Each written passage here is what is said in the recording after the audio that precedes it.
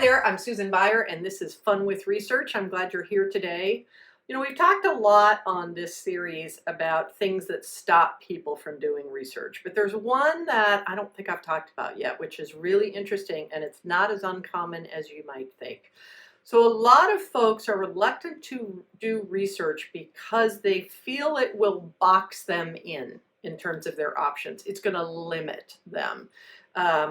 And this actually manifested just the other day. I was talking to a prospective client, and she was having some issues sort of getting leadership on board. And one of the comments that came back from somebody on the leadership team was, I don't want a researcher telling me what to do.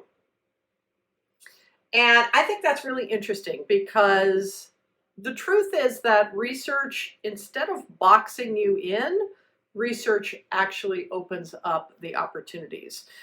Research is really show, not tell, and it certainly isn't dictate. Research is like a flare that goes up in the forest and shows you a better view of what your options are. It sort of lays out the landscape.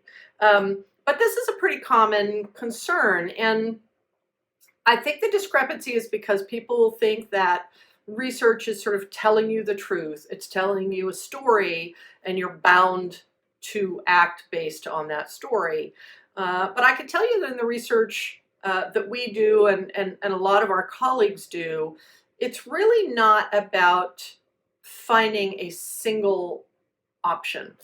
It's really about exploring the kinds of dynamics that are going to be in place in the landscape where your decisions are going to play out as an organization, right? So understanding how your audiences feel about things, what their priorities are, what their barriers and concerns are, don't tell you to do one thing or another. They just give you information that really helps you sort of see what your options are and plan out strategically what you want to do based on that. So if the research says, well, this particular audience doesn't like what you do or isn't interested in it, that doesn't mean that you don't serve that audience necessarily, right? It could mean that you decide, well, these are the people we really want, and we need to look at what they want and why they don't want us and try to make some changes so that they see us as an option.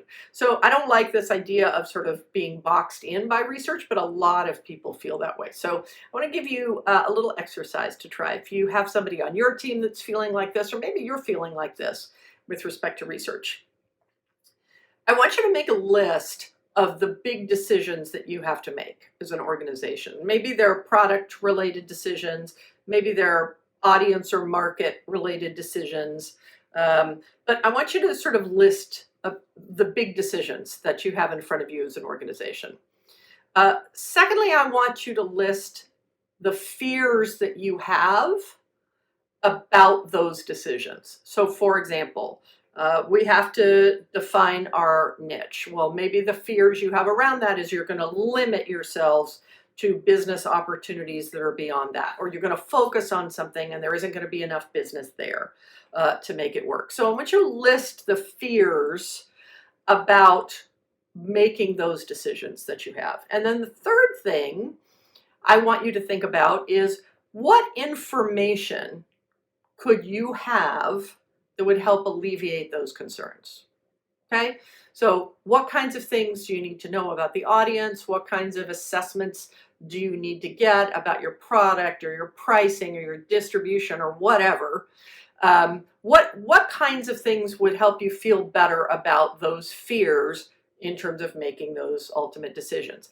That third category is what you should be looking for in your research. Answers to that list of items that would help you feel better about making a choice, right? What are the dynamics going on in an audience?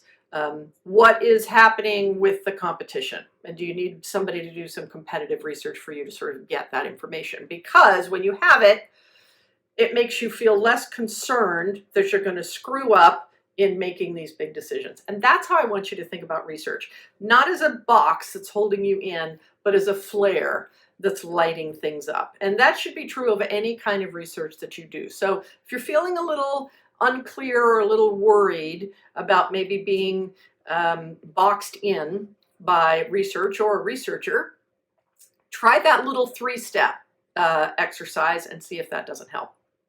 It's been great having you here today. We'll see you next Friday on Fun with Research. Thanks. Bye.